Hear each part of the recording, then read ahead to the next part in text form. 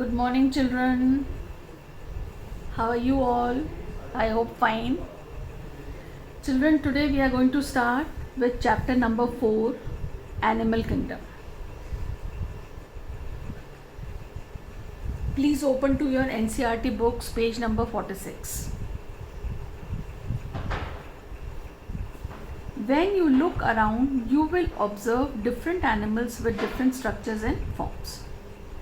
As over 1 million species of animals have been described till now, the need for classification becomes all the more important. The classification also helps in assigning a systematic position to newly described species. Now children, before we start with this chapter, let us discuss some of the basic differences between plants and animals, right? Now, when we are observing a plant or an animal, what difference do we observe? Plants are basically green, right? Plants are fixed, that is, they are stationary. They cannot move from one place to another. Clear? Animals, on the other hand, can move from one place to another in search of food, mating and shelter. Animals are non-green. They do not possess chlorophyll. So the basic जो point एक दिमाग में आएगा वो क्या होगा कि plants जो होते हैं, especially the green plants, they are autotrophic in their mode of nutrition, whereas the animals are heterotrophic, that is, they depend on the plants for their food material. Now, when we are starting with the animal classification, first of all, we will just go through the basis of classification. What are the different bases on which the whole animal kingdom has been divided? हमने 9th में biodiversity chapter में animals के बारे में थोड़ा सा brief पढ़ा था. उसमें हमने कॉर्डेटा, नॉन कॉर्डेटा के बारे में पढ़ा था. हमने जो 9 फाइलम्स थे वो नॉन कॉर्डेट्स के पढ़े थे.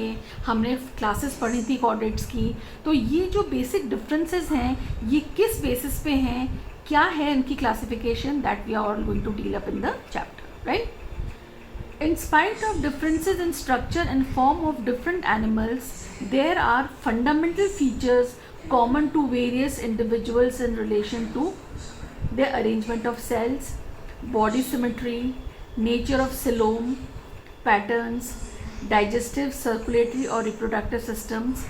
तो अगर हम animals की बात करें, now we are not comparing animals and plants, we are simply talking about the animals.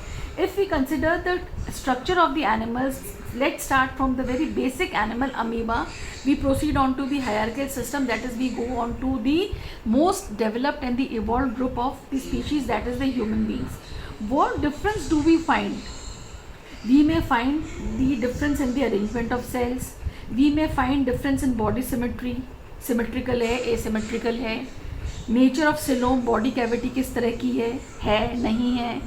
Patterns of digestive system, circulatory system, digestive system कैसा है, सर्कुलेटरी सिस्टम कैसा है, रिप्रोडक्टिव सिस्टम कैसा है, एक्सक्रीटरी सिस्टम कैसा है, so on and so fourth. These features are used as the basis of animal classification and some of them are discussed here. Let's begin with the levels of organization. Though all members of Animalia are multicellular, all of them do not need to exhibit the same pattern of organization of cells. सारे animals जो हैं animal kingdom के अंदर, वो सारे किसके members हैं? Kingdom animalia के मेंबर्स हैं. सारे के सारे मल्टी सेल्यूलर हैं. All of them do, but still all of them do not exhibit और show the same pattern of organisation of cells. ठीक है. फॉर एग्जाम्पल, अगर हम स्पंजेस की बात करें तो cells are arranged as loose cells aggregates, that is they exhibit cellular level of organization. अगर हम स्पंजेस की बात करते हैं तो स्पंजेस भी मल्टी सेल्यूलर हैं, पर स्पंजेस के अंदर जो सेल्स हैं वो बहुत लूजली अरेंज्ड हैं और हम उसको cellular level of body organization कह सकते हैं. ठीक है. सम division of labor occur amongst the cells. Some division of labor, children, this term we have already come across. हमने 9th में पढ़ा है division of labor. Division of labor क्या होता है? When a work, different work is assigned to the different cells. For example मैंने आप लोगों को क्लास में एक एग्जाम्पल के थ्रू समझाया था कि सपोज करें अगर हम स्कूल मैनेजमेंट की बात करते हैं तो मैनेजमेंट जो होता है that has a principle. Principle के नीचे कौन होते हैं साहब? टीचर्स होते हैं।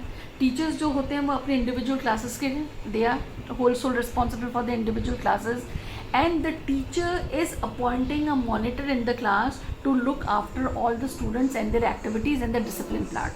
तो this is a division of labor, ये कैटेगरी है डिविजन ऑफ लेबर की, जिससे क्या है कि एक स्कूल जो है वो बहुत एफिशिएंटली रन कर सकता है। इसी तरह से अगर हमें किसी भी ऑर्गेनिज्म की बॉडी को सिस्टमेटिकली रन करना है तो हमें क्या करना पड़ेगा कि हर सिस्टम को या हर सेल को या हर टिश्यू को हमें उसको उसका काम देना होगा, and that particular group of cell और टिश्यूज और the organs or the organ system would be doing their particular work, and therefore they would be helping the whole organism to maintain itself, right? This is called division of labor. In ciliate traits, the arrangement of cells is more complex. Here the cells performing the same function are arranged into tissues. हम sponges से थोड़ा higher level पे चले, हम Coelenterata पे आए। तो coelenterates में हमने क्या देखा कि ग्रुप ऑफ सेल्स हैं, पर वो जो ग्रुप ऑफ सेल्स जो हैं वो सारी की सारी ग्रुप्स में अरेंज हो गई हैं और वो एक किसी पर्टिकुलर फंक्शन को परफॉर्म कर रही हैं। तो वहाँ पे group of cells when they have the cells when have aggregated themselves into a group, therefore we would call it them as tissues. Hence the next level जो है ऑर्गेनाइजेशन का that comes into existence, that is the tissue level of body organization. A still higher level of organization, that is organ level, is exhibited by the members of platyhelminths and the other higher phyla, where tissues are grouped together to form organs, each specialized for a particular function. अब उससे हम थोड़ा higher level पे चले, अब हम coelenterate से higher level पे जाएंगे तो वहाँ पे हमने देखा जो टिश्यूज़ होते, डिफरेंट टिश्यूज़ होते, उन्होंने अपने आप को असेंबल करके एक ऑर्गन बना लिया और बहुत सारे ऑर्गन्स ने मिलकर के ऑर्गन सिस्टम बना लिया, और अब अलग अलग ऑर्गन्स और ऑर्गन सिस्टम्स जो हैं वो डिफरेंट अपने अपने पर्टिकुलर फंक्शंस को अप कर रहे हैं, अपने अपने कामों को कर रहे हैं। तो वहाँ पे क्या हो गया, तो वहाँ पे हम कह सकते हैं organ level of body organization is. तो बेसिकली तीन जो हमने देखे ऑर्गेनाइजेशंस देखे वो कौन कौन से देखे? पहला तो हमने देखा सेल्यूलर लेवल, नेक्स्ट हमने देखा टिश्यू लेवल, और तीसरा हमने देखा organ level of body organization is, right? In animals like annelids, arthropods, mollusks, echinoderms and chordates, organs have associated to form functional systems. Children, as we proceed on to the higher groups, for example, हम annelids, arthropods, mollusks, echinoderms and chordates की तरफ चलते हैं तो हम देखेंगे कि organs have associated to form functional systems. In animals के अंदर अब ऑर्गन्स जो है ना, उन्होंने आपस में बहुत सारे डिफरेंट ऑर्गन्स हैं अपने आप को असेंबल करके एक अपना ग्रुप बना लिया, और उस ग्रुप को हमने क्या कह दिया साहब? एक ऑर्गन सिस्टम कह दिया। Each system concerned with a specific physiological function, her system का एक फिजियोलॉजिकल फंक्शन है। फॉर एग्जांपल अगर हम ह्यूमन बींग्स की बात करते हैं तो ह्यूमन बींग्स के अंदर इतने सारे सिस्टम्स हैं, starting from digestive system, reproductive system, excretory system, circulatory system, nervous system, right?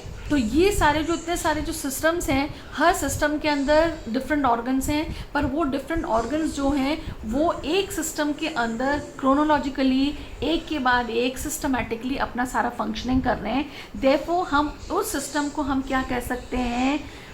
Organ system level of body organization कह सकते हैं। तो 4 लेवल्स हमने कौन कौन से पढ़े? सेल्यूलर लेवल पढ़ा, फिर सब हमने टिश्यू लेवल पढ़ा, फिर हमने ऑर्गन लेवल पढ़ा, फिर हमने ऑर्गन सिस्टम लेवल पढ़ा। Organ systems in different groups of animals exhibit various patterns of complexities. For example, the digestive system in platyhelminths has only a single opening to the outside of the body that serves as both mouth and anus. अब देखो, and hence is called as the incomplete digestive system. अब children, digestive system की अगर हम बात करते हैं तो अगर हमने प्लेटीहेल्मिन्थ्स की बात करी तो प्लेटीहेल्मिन्थ के अंदर क्या होगा? डाइजेस्टिव सिस्टम है, उसके अंदर ऑर्गन्स हैं, पर उस डाइजेस्टिव सिस्टम की सब एक ही ओपनिंग है, और वो ओपनिंग जो है वो माउथ का भी काम करेगी और एनस का भी काम करेगी। तो ऐसा डाइजेस्टिव सिस्टम जिसके अंदर सिर्फ एक ही ओपनिंग हो, and that single opening is functioning both as mouth and anus, that system would be considered as incomplete digestive system. I hope it is clear to all of you. A complete digestive system has two openings, mouth and anus. Complete digestive system कौन सा होगा साहब? जिसके अंदर mouth होगा और एक anal portion होगा, टू डिफरेंट ओपनिंग्स होंगी। सो ऐसा सिस्टम और डाइजेस्टिव सिस्टम कंप्लीट सिस्टम कहलाएगा। Similarly the circulatory system may be of two types, open type and close type. Circulatory system open type क्या होगा साहब? जिसमें the blood is pumped out of the heart and the cells and tissues are directly based in it. Open type of blood circulatory system में क्या होता है? The heart is pumping the blood and that blood is not flowing into the blood vessels, rather that blood is directly pumped into the cells and tissues, and those cells and tissues are completely baked या dipped in the blood। तो ऐसा जो circulatory system होता है उसको हम open system कहते हैं। क्यों? क्योंकि वहाँ पे ब्लड जो है it is not flowing in the blood vessels. Now let's talk about the close type in which the blood is circulated through a series of vessels of varying diameters with arteries, veins and capillaries. Close circulatory system क्या होता है? जहाँ पे heart ने blood pump किया और वो blood जो है पंप होने के बाद में it would be distributed to arteries, veins and capillaries. मतलब ब्लड जो है वो ओपन में फ्लो नहीं करेगा, वो किसी भी ट्यूब लाइक स्ट्रक्चर जिन्हें कि हम आर्टरीज, वेन्स या कैपिलरीज कह सकते हैं उनके अंदर फ्लो करेगा। तो I hope levels of organization सब बच्चों को समझ में आ गया होगा, और इनकम्प्लीट और कंप्लीट डाइजेस्टिव सिस्टम क्या होता है that is also understood, and you must have understood the open and the close type of circulatory system. Now let's proceed on to the next part that is the symmetry. Animals can be categorized on the basis of their symmetry. Sponges are mostly asymmetrical. That is, any plane that passes through the center does not divide them into two equal halves. तीन तरह की symmetries हो गई साहब, asymmetrical, radially symmetrical and bilaterally symmetrical. asymmetrical bodies कौन सी होती हैं? asymmetrical bodies वो होती हैं जिनके अंदर हम एनिमल बॉडी को किसी भी पॉइंट ऑफ प्लेन से टू इक्वल हाफ्स में डिवाइड नहीं कर सकते। आया समझ में? स्पंज है साहब, स्पंज जो है उसका शेप बड़ा एसिमेट्रिकल शेप है, तो आप किस पॉइंट ऑफ प्लेन से उसको काट करके टू इक्वल हाफ्स में डिवाइड करोगे? It can not be cut in two equal halves, right? So such types of bodies जो हैं they are called as the asymmetrical bodies. When any plane passing through the central axis of the body divides the organism into two identical halves, it is called radial symmetry. Figure 4.1a देखें, radial symmetry. Body के centre से, axis से हमने body को longitudinally काटा, body two equal halves में, left side and the right side both are equal. तो इस तरह की सिमेट्री को हम कहेंगे साहब रेडियल सिमेट्री। एग्जाम्पल इसके कौन से हैं साहब? सीलेंट्रेटा है, टीनोफोर्स हैं एंड एकाइनोडर्म्स हैं, have this kind of body plan. Animals like annelids, arthropods, where the body can be divided into identical left and the right halves in only one plane. ध्यान देने वाली बात है, asymmetrical symmetry तो होती है उसमें किसी भी पॉइंट ऑफ प्लेन से आर, तिरछा, हॉरिजॉन्टल, वर्टिकल, आप कैसे भी बॉडी को काटें, body can not be divided into two equal halves. Radial symmetry में क्या होता है? जब बॉडी को हम सिर्फ सेंट्रल एक्सिस से कट करते हैं तो बॉडी जो है टू आइडेंटिकल हाफ्स में डिवाइड हो जाती है। ऐसी सिमेट्री को हम रेडियल सिमेट्री कहते हैं। एंड बाइलेटरल सिमेट्री क्या होगी? Where the body can be divided into identical left and the right halves in only one plane. सिर्फ एक पॉइंट ऑफ प्लेन से जब आप बॉडी को काट सकें। फिगर 4.1 भी देखें, ये बाइलेटरल सिमेट्री का एग्जाम्पल है। बाइलेटरल सिमेट्री के एग्जाम्पल में आपने सिर्फ इस बॉडी को इसी पॉइंट ऑफ प्लेन से काटा, it is divided into two equal halves. Clear? तो ये बाइलेटरल सिमेट्री हो गई। Symmetry I hope it is clear, 3 तरह की होती है। अब हम बात करेंगे, नेक्स्ट है diploblastic and triploblastic organization. Body wall जो है वो 2 लेयर्स की बनी हुई है या 3 लेयर्स की बनी हुई है, उसके बेसिस पे हमने डिफ्रेंशिएट किया diploblastic and the triploblastic animals. Animals in which the cells are arranged in 2 embryonic layers, an external ectoderm and an internal endoderm, are called diploblastic layers. Animals जिनकी बॉडी के सेल्स जो हैं 2 embryonic layers में arranged होते हैं। Embryonic layers का मतलब होता है जब अर्ली फेजेस ऑफ डेवलपमेंट होता है आफ्टर फर्टिलाइजेशन, उस समय जब बॉडी वॉल जो होती है वो 2 लेयर्स की बनती है। एक तो बाहरी परत होती है जिसे हम एक्टोडर्म कहते हैं, और एक अंदर की परत होती है जिसे हम एंडोडर्म कहते हैं। तो ऐसे एनिमल्स की बॉडी वॉल को हम डिप्लोब्लास्टिक एनिमल्स कहते हैं। एग्जाम्पल है इसका सीलेंट्रेटा। चिल्ड्रन, सीलेंट्रेटा, प्लेटीहेल्मिन, नेमेटोहेल्मिन, आपके टीनोफोरा क्या है, और आपके साथ दूसरे जो और भी जितने हमने टर्म्स पढ़े हैं यहाँ पे, इन सब को अभी हम डिटेल में, हर एक फाइलम को हम डिटेल में पढ़ेंगे। An undifferentiated layer mesoglia is present in between the ectoderm and the mesoderm, figure 4.2a. Ectoderm बाहर की लेयर हो गई, एंडोडर्म अंदर की लेयर हो गई, इनके बीच में एक अनडिफ्रेंशिएटेड लेयर है सेल्स का, इस लेयर को हम मेसोग्लिया कहते हैं। In between the ectoderm and the endoderm, figure 4.2a.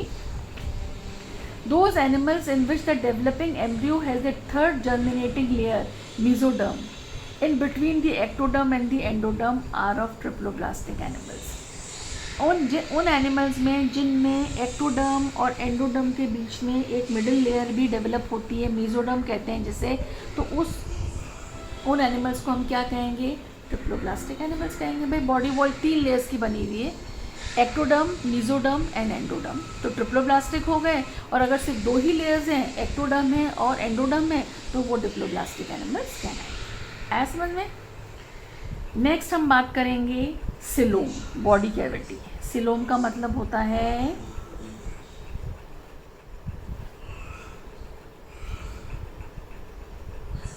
Cavity, right? Presence or absence of a cavity between the wall and the gut wall is very important classification.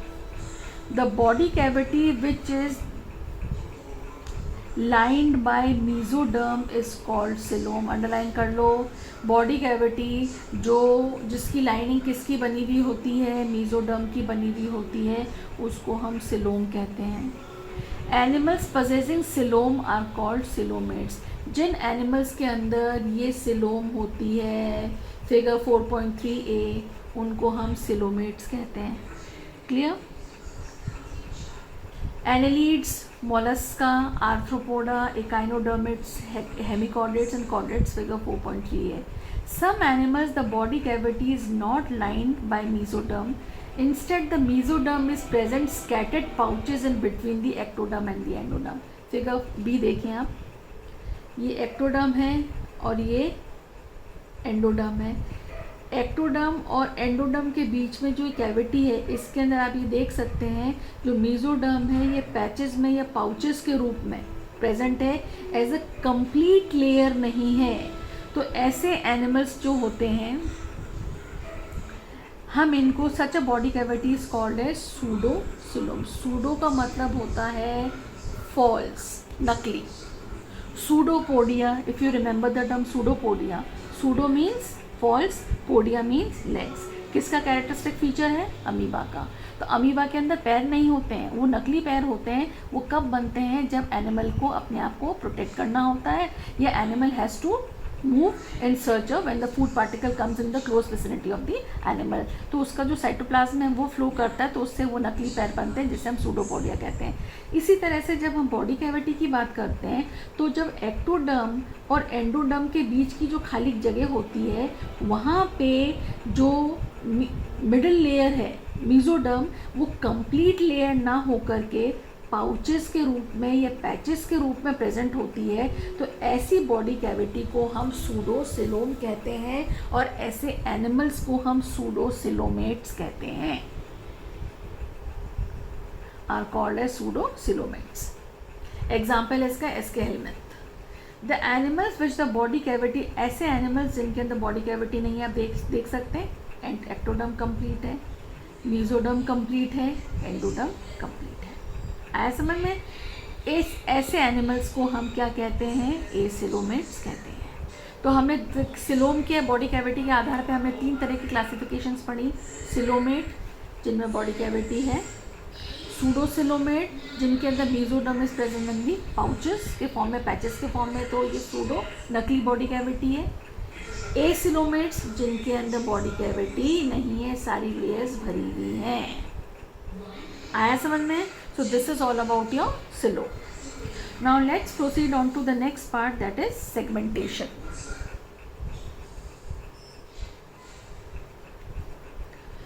In some animals, the body is externally and internally divided into segments with a serial repetition of at least some organs.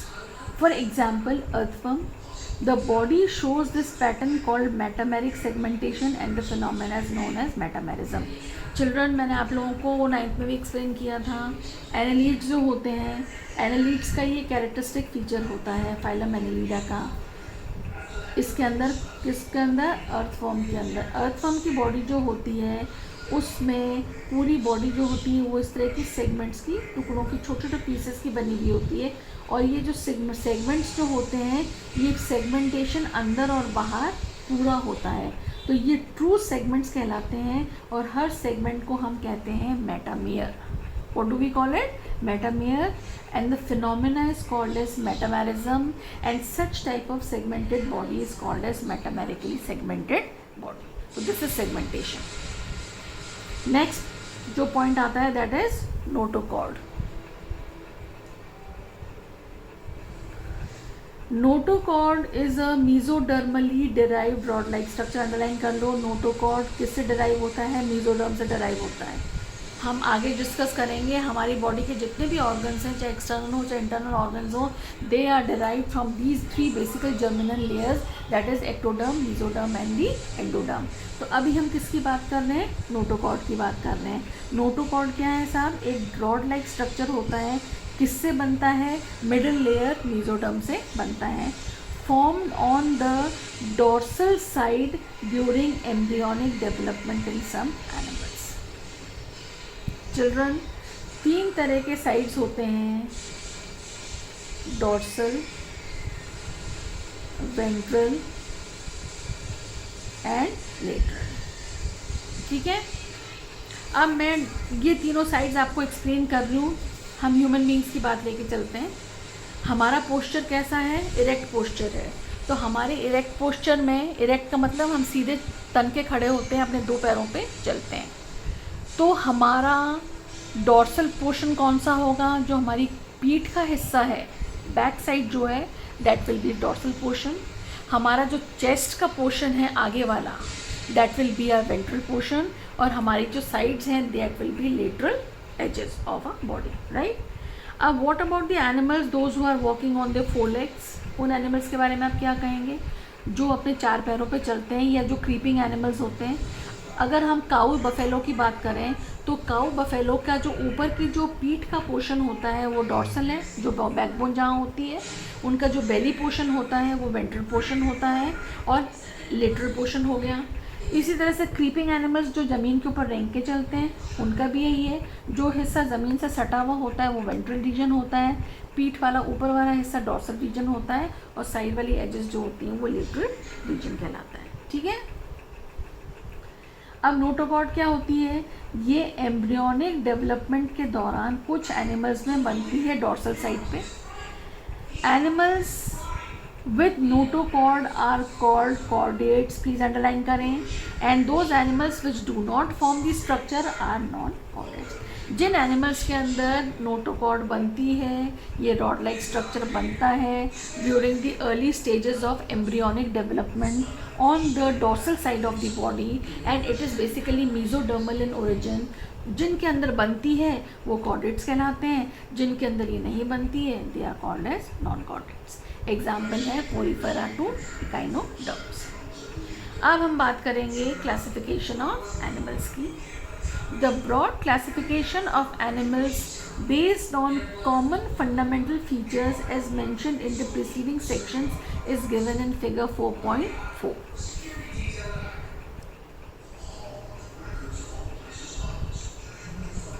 Please turn on to page number 49 and just see figure 4.4. ये broad classification है, outline classification है animal kingdom की based on some common fundamental features. Kingdom Animalia. Animal सारे क्या हैं साहब? Multi cellular है. Level of organization cellular level हो सकता है, टिश्यू लेवल हो सकता है, ऑर्गन लेवल हो सकता है, ऑर्गन सिस्टम हो सकता है. सेलुलर लेवल पे सिर्फ एक आता है पोरीफेरा. अभी हम पढ़ेंगे पोरीफेरा क्या होते हैं.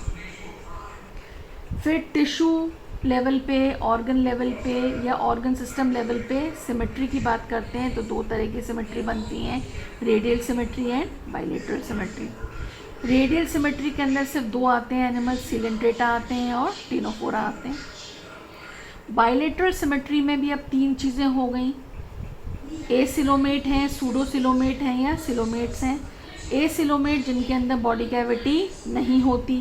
Refer to page figure 4.3